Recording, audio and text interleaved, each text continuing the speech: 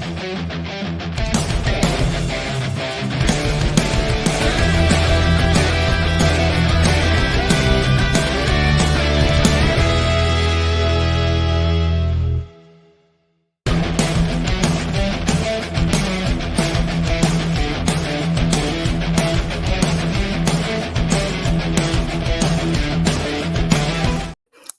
there. Welcome to the Wrestling Time Post Show. It is Tuesday, March 5th, 2024. And tonight, JJ and I will be talking about NXT RoadBlock. See, I am a woman of my word. I said that if I hit 1,000 subscribers going forward, I will review only the NXT PLEs and specials. So, let's kick things off, JJ. How are you? I am doing well. I am beyond giddy to be here as part of your first official NXT PLE TV special review. Now that you have hit the 1,000 subscriber mark, congratulations once again.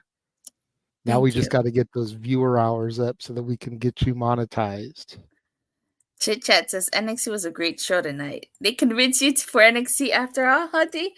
It's not that they convinced me. I said that I would review NXT if I hit 1,000 subscribers by Monday, March 4th. But I would only cover the PLEs and the specials, which I did. So. Yep, we had you there as of Saturday with a little bit of time to spare. Yeah. Should have prayed to the wrestling gods and was in JBL. I did pray to them. That's why we're here. Yeah. All right. So, in tonight's main event, it was Carmelo Hayes versus Tony D'Angelo, with the winner facing Ilja Dragunov at Stand and Deliver for the NXT title. Now, I don't know about you, but I don't know why I kind of thought Carmelo Hayes would win this. So, it was like a surprise to find out Tony D'Angelo won. But after what happened afterwards, kind of made sense. I was like, duh. Like, probably at Stand and Deliver is going to be Trick Williams versus Carmelo Hayes. So, it makes sense. It makes perfect sense. I mean, Trick Williams has been out of action since Vengeance Day when Melo attacked him after he had his match against Ilja Dragunov. And it was just a matter of time. Trick has been MIA ever since then. So we kind of knew that there was going to be some kind of setup at RoadBlock so that we'd get to Trick Melo at Stand and Deliver. Tony D'Angelo was the perfect guy to do it. Tony D'Angelo has been part of NXT for a couple years now. It's been a slow, steady climb for him. You know, I was talking a little bit with Noah prior to doing the watch along.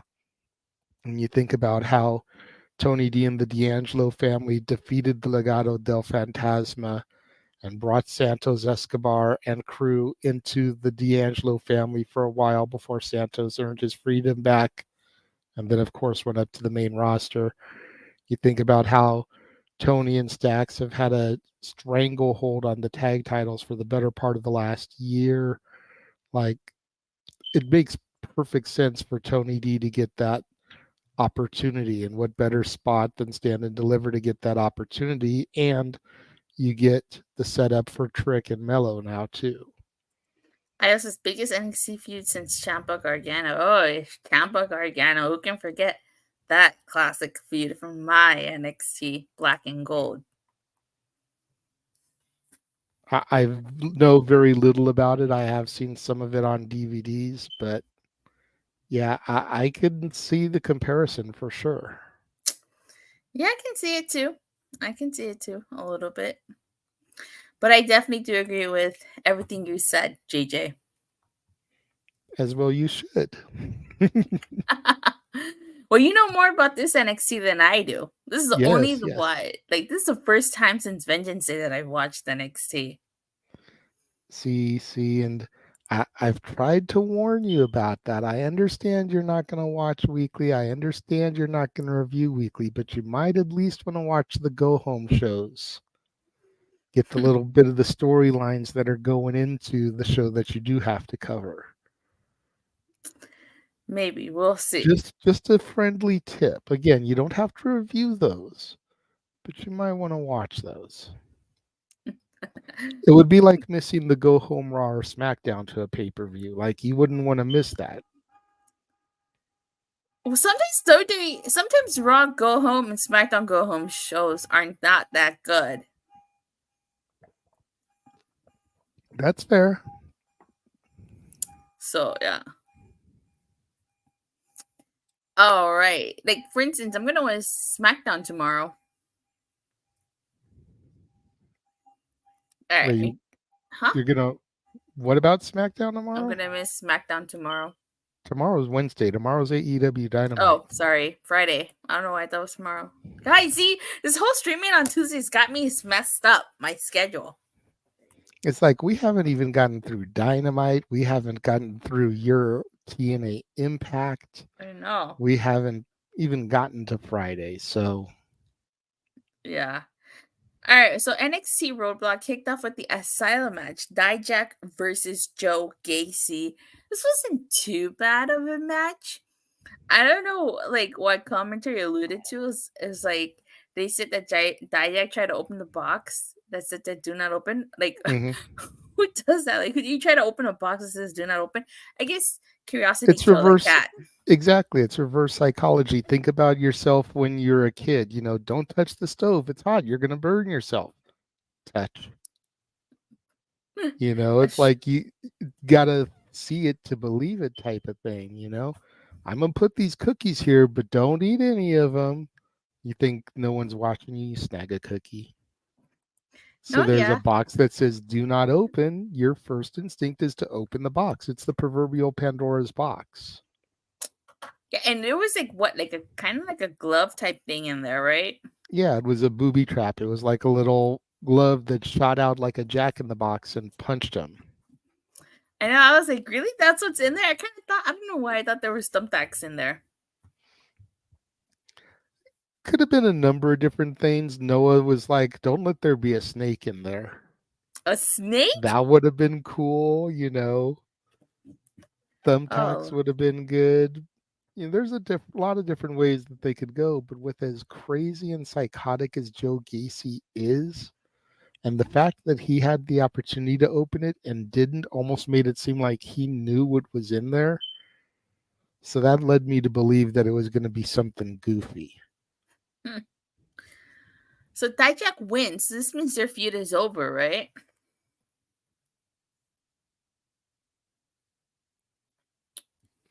Sorry, one would assume so, because Dijak has now won 2 in a row.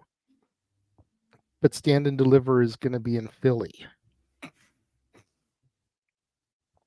Excuse me. Stand and Deliver is going to be in Philly, so if they're going to be in the home of Extreme, you got to wonder if they're going to have one final Extreme match to kind of cap off the feud here.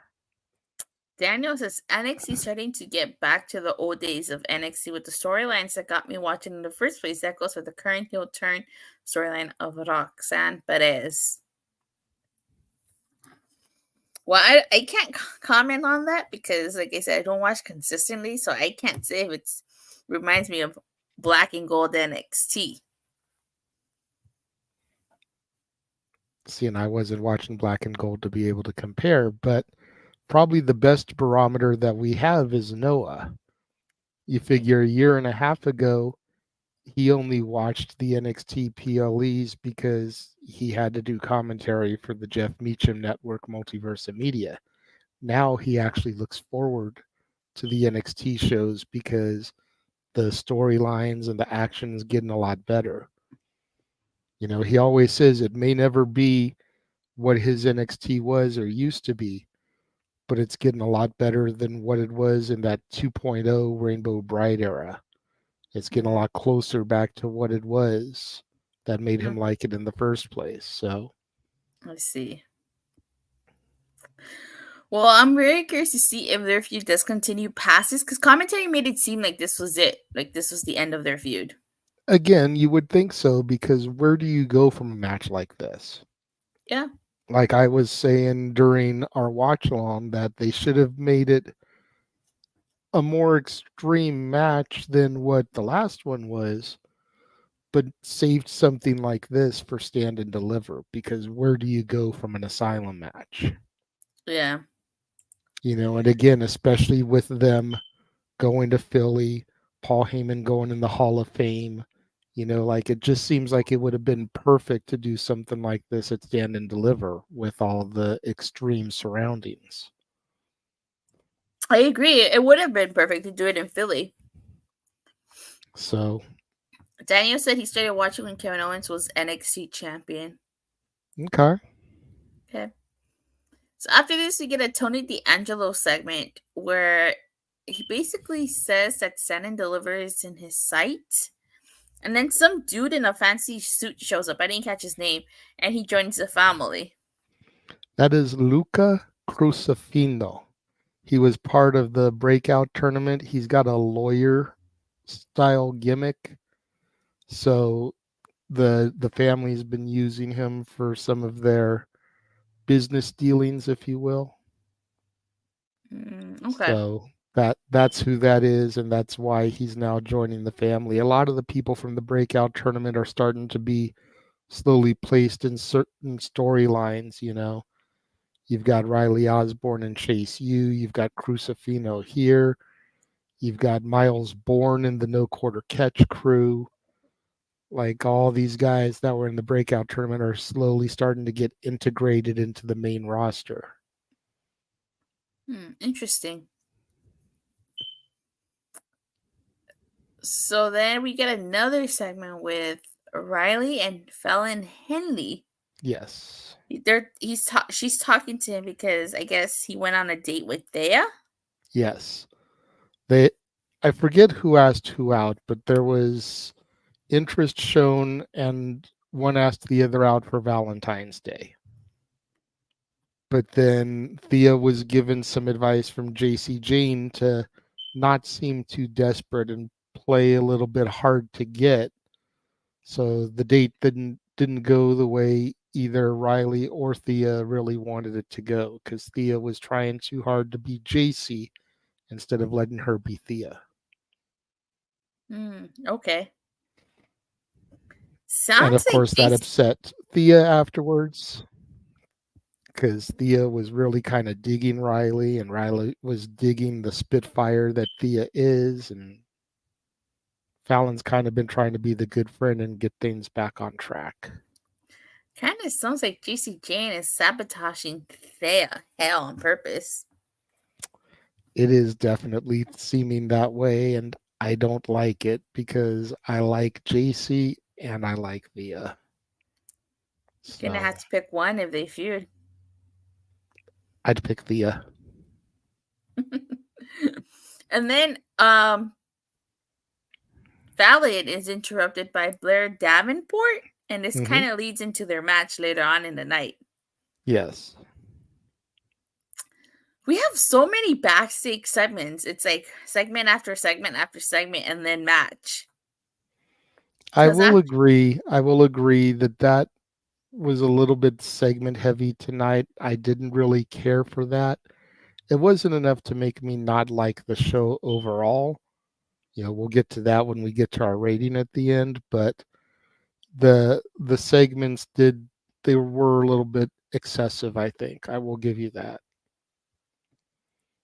I'm getting Tony D'Angelo has a certain main event mafia vibes when he finally becomes NXT champion. I'm wondering when he tries to recreate TNA's version. TNA's version? You mean NXT's version of TNA's main event mafia? I don't know if they'd go that far, Daniel, but it's always possible, I guess. I mean, Steen's retired now. Maybe he can come in and start the mafia in NXT.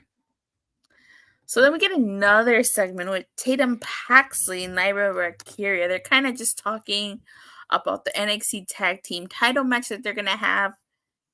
And Paxley basically makes it known that she will do anything for them to win. Yeah. Tatum Paxley is an interesting individual. She definitely gives off like psychotic Mickie James, psychotic Victoria vibes.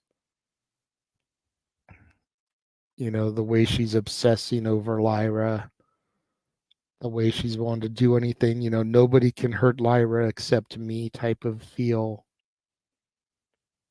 And the statement that she made at the end there, I forget her exact wording, but when she was talking about ripping the souls out of people that got in her way, I was like, ooh, this is dark and creepy. I like this.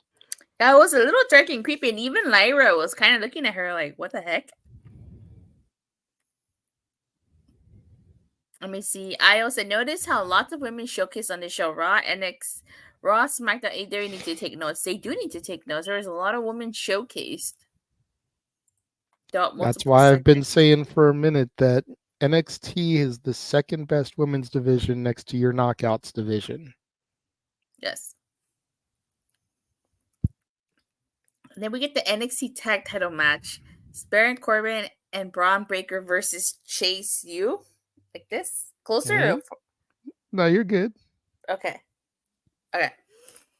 Daniel says, I just have a feeling that if Tama Tonga comes to WWE and gives me a new version of the Bullet Club from the ashes of the OC. Yeah, I wouldn't go that far. Okay. So honestly, this match wasn't bad. I thought it was a pretty decent match. A little, slightly enjoyable for me. Wasn't slightly enjoyable? I thought it was a good match. I did too. I thought it was a really good match. Obviously I'm a little bit biased because it's my NXT, but I thought that Bron and Corbin did a great job working together. This was only their first or their second defense as champions, so it would have been really easy for them to self-destruct right away because both guys are very alpha, when it comes to their egos and whatnot. Chase U are obviously more defined as a tandem, whereas Bron and Baron Corbin are still kind of new working together. And then a lot of people have speculated that it'll be Bron versus Corbin in Stand and Deliver. So if that was going to be the case, dropping the titles here would have made perfect sense. That way we could start the build to that as well. But they were able to pull it out. And that top rope Frankensteiner from freaking Bron during the commercial break, that was a solid Frankensteiner, dude. You figure his uncle Scott is the one that originated that. So seeing a dude like Bron pull it off is always impressive nonetheless. Daniel wonders when Baron Corbin will turn on Bron Breakker or vice versa. I have to say, I was a little surprised Baron Corbin and Bron Breakker retained because commentary kept plugging Bron Breakker as the newest SmackDown superstar. So I was kind of like, if he's on SmackDown officially, why are they still NXT champions? NXT Tag Team Champions? I guess they'll probably lose that Stand and Deliver. Might. If they don't lose him beforehand, that might definitely be the end game for him. I definitely see him being full-time on SmackDown after Stand and Deliver. Same. Then Hell freaks out and she just leaves, and then we find out later on she gets into a fight backstage. Well, but did you notice Gacy in the background when Thea freaked out? No. She had a big old L on her forehead calling Chase U a bunch of losers, and she was the only one that noticed it because Andre Chase and Duke Hudson's back were to Gacy, so they didn't see her throwing up that L. Thea was the only one that saw it. And in previous weeks, Gacy has been feeding Thea's head full of nonsense about how Chase U are a bunch of losers, how it took her to save the university. So Thea sees her throwing up the L behind them, and that's what freaked her out. Is that maybe Gacy is right. I did not catch that at all.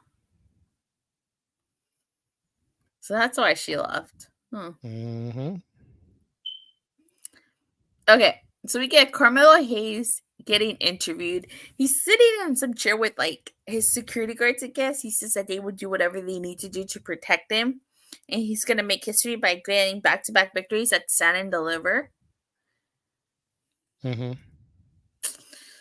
So I like this interview. I felt like it fit Carmelo's Hayes' new like persona. I That definitely heel. thought it worked with him. I thought it fit the persona as well. Um, it was simple, but it was arrogant. You know what I mean? Like, Yeah. We get Shawn Spears, who I took my ranking system from the perfect 10 system.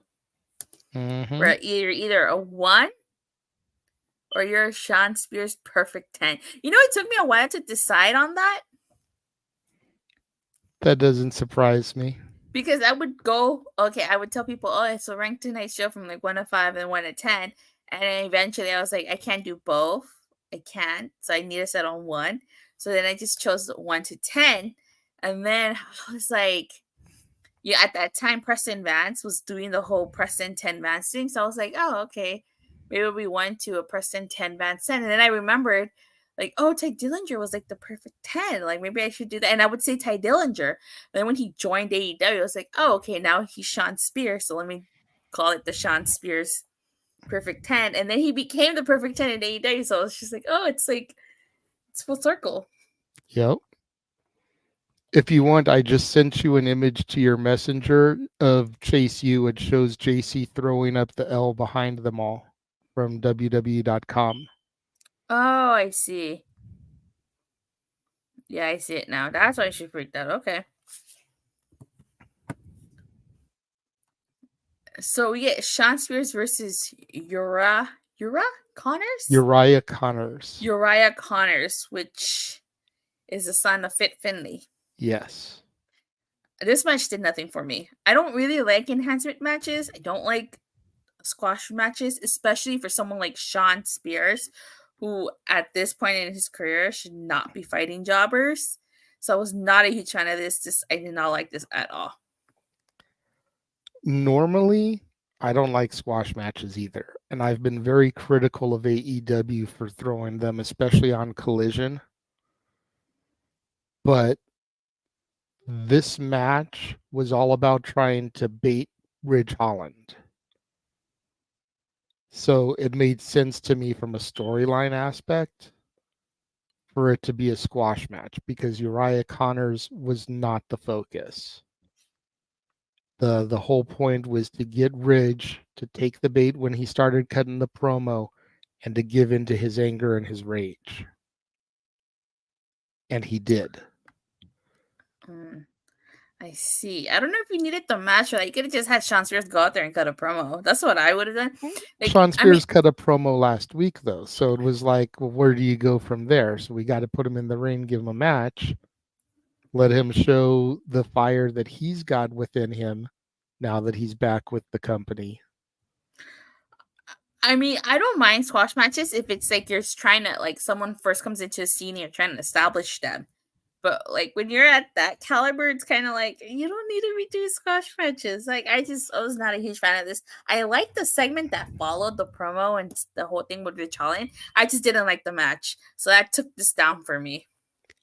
I hear you, and my only counterpoint is that you're trying to reestablish him in this landscape. But I don't think You he know, needs to be facing jobbers for that. but not everybody knows who Shawn Spears is. There's a good number of people that do because they were chanting, welcome back and everything when he came out. But there's still your people like me who, for the most part, have never really seen him work. I didn't see Ty Dillinger during the Black and Gold NXT. I think I can count on one hand the number of Shawn Spears matches I've seen in AEW since I started watching 2 years ago. So for somebody like me, I do need to be introduced to Shawn Spears. You don't because you followed him for 5 years or however long. So you don't need it as much as I do. I guess, yeah, you're right. Jeff popped in. He said he's I here. see Sorry, that. stupid phone update. He's the man whose name is not on the marquee today. No, not for this time, no. All right, so then we get Jensen and Biggs. Yeah, Jensen and Yes. Biggs. And Jensen tells Big that um he's taking control of his career. And Briggs is kind of just concerned because apparently Jensen is gonna face Obi. Obi? Obafemi. Obafemi. And then like Dijak catches wind of this and says that Jensen is pretty much a dead man walking. Hmm. This was a good segment because Briggs and Jensen have been a tag team for a good long while. They decided to amicably break up so that they could pursue singles careers. Briggs got instant success. You know, he hasn't won any championships yet, but he's been featured regularly on TV since the breakup. And Jensen just kind of was there, not really doing anything. So he approached Briggs a few weeks ago. You know, he wanted his buddy back. He wanted to be tag team again. And Briggs basically told him to, you know, let your balls drop, stand up, be a man, take control of your career. The two of them ended up having a match. You know, Fallon kind of was seeing this all unfold from the backstage and was like, I just want my brothers to be buddies again, you know what I mean? So there's this hint of, was Briggs being sincere when he wished Jensen good luck? Or was he being sarcastic the way Dijak called him out, you know, lying to his face, calling him brother? Guess we'll find out soon. We'll find out next week. Jeff says, no, we're in your world. Jeff Jarrett, my world, my world. Oh, okay. I see. And the wee woo is the way the guitar sounds. Wee woo, wee woo, wee woo, woo. I know Noah hates Jeff Jarrett. He's listening to this, probably cursing at the screen. Hey, I caught him off guard today because he's not a Chase U fan either. And I said, what would you rather call, a Chase U match or a Jeff Jarrett match? And he got very quiet. I was like, exactly. So hush up. Oh, you said my name was not on the marquee because no, we're on your channel. That's true. So we get Ilja Dragunov. Yes. And basically this whole interview kind of seems to, like, I guess you could say, kind of foreshadow that Tony D'Angelo was going to win because Stax tells him that Tony D is making moves and he will see him at Stand and Deliver. Yeah, definitely a little bit of foreshadowing. But again, you know, kind of like we discussed in the beginning when we talked about the main event, there's a lot of people that thought on the surface, yourself included, that this was kind of going to be an easy victory for Melo. So, you know, the underboss of the mafia of the family going through, pulling strings, letting people know, be like, hey, don't take Tony D'Angelo lightly. He's coming for you. What you gonna do when he comes for you? Sorry. So you get the WWE Women's Tag Team matches: the Kabuki Warriors versus Lyra, Valkyria, and Tatum Paxley. I actually thought this was a good match. I really did enjoy this match. So let me ask you this. Which did you think was better, the men's tag or the women's tag? I like them both. I like them both, but if I had to pick, I'd say the men's because I felt like the men's was a little unpredictable, while this one was pretty predictable. I completely agree for the exact same reason. If they hadn't made the match on Raw with the Kabuki Warriors challenging Zoe Stark and Shayna Baszler for next week, there may have been a little bit more suspense in this match. But I feel the fact that Dakota Kai told them that they would get a shot next week pretty much solidified the fact that the Kabuki Warriors were going to take this. Plus, the fact that they didn't have Io or Dakota with them in their corner kind of showed that they were already taking the challengers here lightly. in my Yeah. opinion. They didn't need the rest of Damage Control to come here and do this. Yeah, so the Kabuki Warriors, by no surprise, they were victorious. And then at the end, oh, I forget, Roxanne Perez attacks Lyra Valkyria and she gets wheeled away in a stretcher. Yes. Some viciousness out of Roxanne Perez. I'm still very much torn about this version of Roxy because part of me understands why she's doing this and why she's going down the path to darkness. And I can support her logic and her reasoning. The other part of me still wants her to be like that forever babyface like Ricky Steamboat. And I never wanted her to turn heel. I always wanted her to be that face. Io And says, it's just not happening. Mama AJ Lee and Sister Cord did so proud he'll Roxanne his money. I definitely feel that she's money, but I don't know how long she's going to last on the NXT roster. I have a feeling that once Cora comes back, Roxy is going up to the main roster. I could see that. Because a lot of people believe this was supposed to be Cora's angle, but Cora got injured. So they threw Roxy in that spot. I can see that. We get Fallon Henley versus Blair Davenport.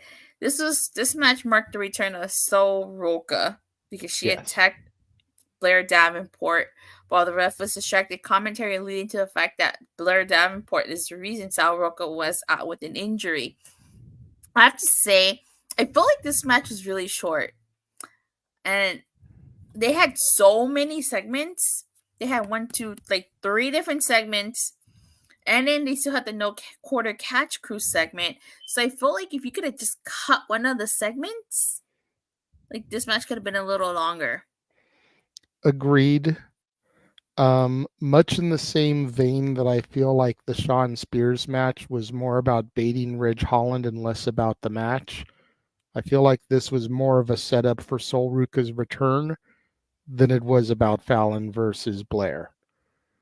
So it kind of made sense for it to be cut a little bit short because the match was secondary. The return was what was important. And yeah, they mentioned it on commentary going back to when Blair was a hooded figure attacking everybody and she took out Nikita Lyons, she took out Wendy Chu, took out Sol Ruca, took out Roxanne Perez.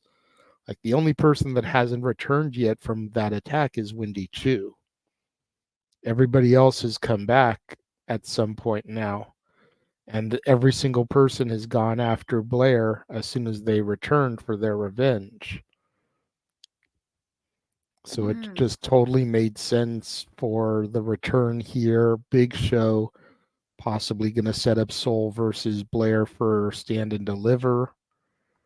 That way she can get her revenge. I also says Roxanne might win it back and we get a good heel run. TBH, she's in no rush to get called up. I disagree. I think the main roster could use her greatly. She can hang with the main roster. Yeah, she can. Yeah. We'll see what happens, though. All right. After this, we get a Chase U segment in which Thea shows up. And basically, she got herself a tag match, and she has Jacy Jayne to be her partner, but Jacy Jayne kind of blows her off and says she's busy. Yep. Going back to that whole loser. She doesn't think Thea's worth her time anymore. She's now got Jasmine Nix, I think is her last name. The other girl that's been hanging around. And that's her new best friend. Thea's just not cutting it for her. Doesn't play the way Jacy likes to play. You got to figure Jacy came from a group called Toxic Attraction. Playing good and by the rules and with honor like Chase U, that is not Jacy's style. So it was only a matter of time before she started to turn on them. And with this loss and her putting her reputation on the line to get them the tag title match and them losing probably was just about all that JC could deal with it. Yeah, it definitely seems that way. Especially like she was really upset over the fact that they lost that tag match after she got them that tag match. Now it's a matter of who's going to be his tag team partner. The two main ones that come to my mind are Fallon Henley, who's been trying to help her get back on track with Riley, so that would make sense. And then Kaylani Jordan has had just as much issue with Kiana James and Izzy Dame as Thea did this time, so she would be a good person to team up with also. I can see Fallon and Henley doing it, yeah. After this, we get a second backstage segment with Gigi Dolan asking for a match against Ariana Grace, but Ariana Grace says she doesn't see the point of having a match. And she only agrees to have the match if she on the condition that if she wins, she can help bring out Gigi's inner beauty. Yeah. I hope Gigi beats the crap out of Ariana Grace. I don't want to see Gigi trying to be a pageant queen. Yeah, I don't think that gimmick would suit her. No. She's got the looks. I won't deny that. But her attitude just doesn't fit it. No, it doesn't. So we get Shawn Spears getting interviewed, and he's basically counting on having a match against Ridge Holland, and he's going to teach him to embrace it next week. Mm-hmm. Shawn Spears' current gimmick and the way he's been talking on the mic and the way he's been baiting Ridge Holland is very much reminiscent to me of the Emperor from Star Wars. Good, give into your anger. Yep. Let your anger control you. Feed into your hate. Like, very much the same thing. Daniel says Roxanne Perez may be young for the main roster, but she has got the skills, especially with this heel run when Shikori returns from injury. So we get the no quarter catch crew, and Patrick Dempsey goes out there and he says Patrick Dempsey? Charlie Dempsey. Oh my god, you can add that to the list of people I hope Michael goes back and watches this and catches that so that he can mess with you on that the next time he does a show with you. Patrick Dempsey? It's because, when I do my notes, sometimes I just write the last name, like for instance, I instead of putting Ludwig, I put Kaiser, or I don't put Xavier Woods, I just put Woods, so I just I thought Dempsey. I don't know why. Oh my god, Patrick Dempsey. Oh my god, you know what I meant, Charlie Dempsey. At least you didn't call him Charlie in the Chocolate Factory. Most with his Willy Wonka hairdo. Willy Wonka, Willy Chocolatier. I didn't see the new one. Yeah, I still need to see that one too. But anyways. I've only seen the original one, and the one with Johnny Depp. Anywho. But anyways, the no quarter catch crew and Charlie Dempsey.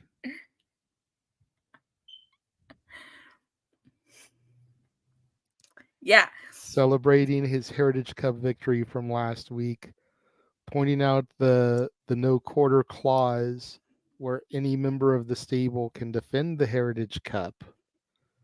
Kind of like a Freebird rule. I like that. Me too. I like that. And then whose music hits over the PA system? Charlie's dad's, William Regal. Yep. I loved the crowd acknowledging it too. That's your father. That's your father.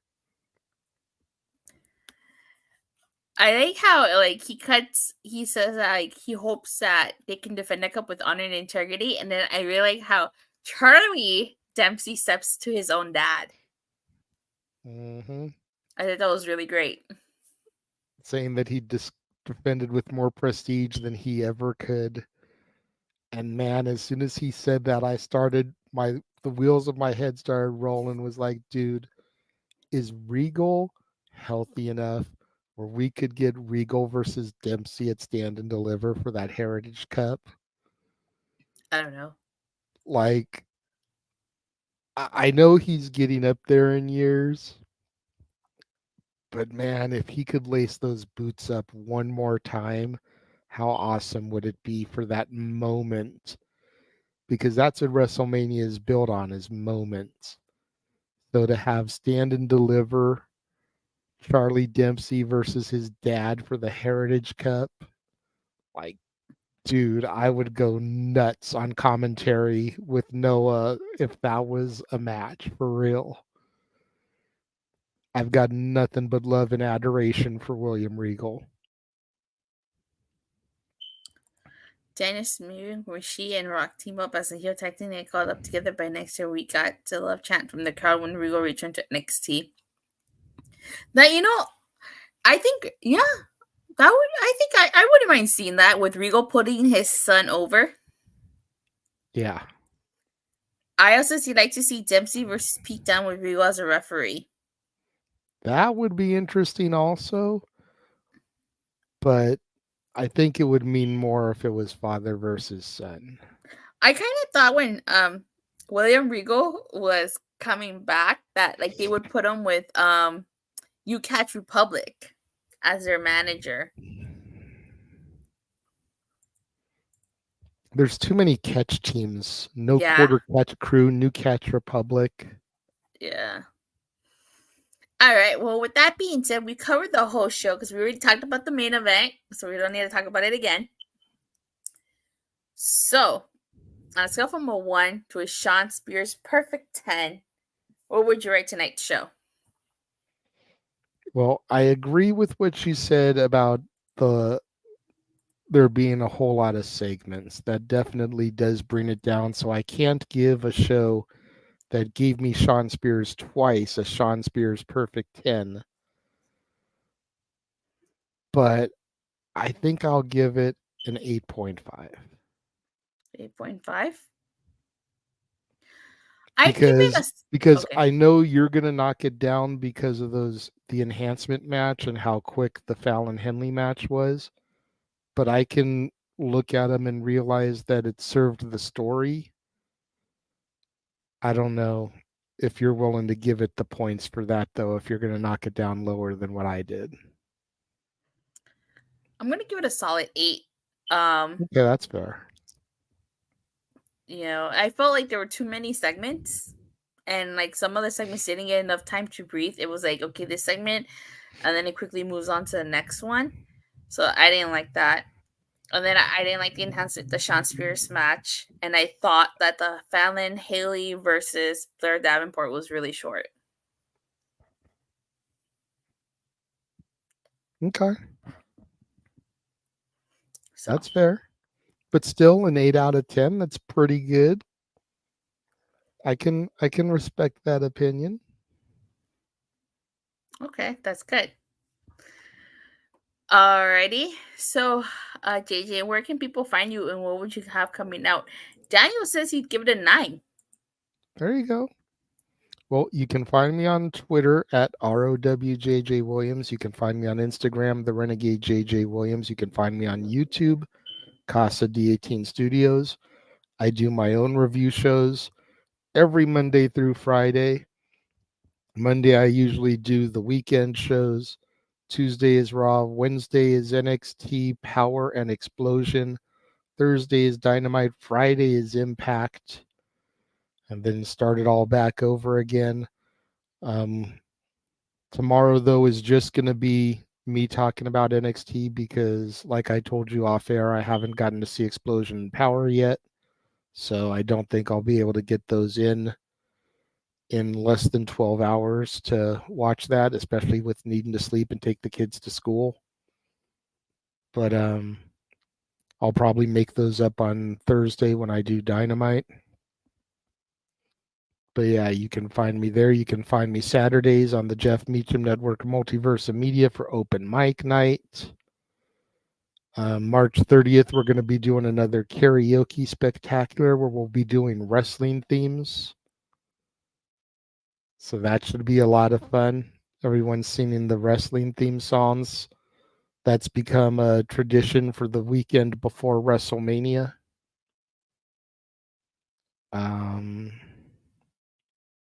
That's about it, really.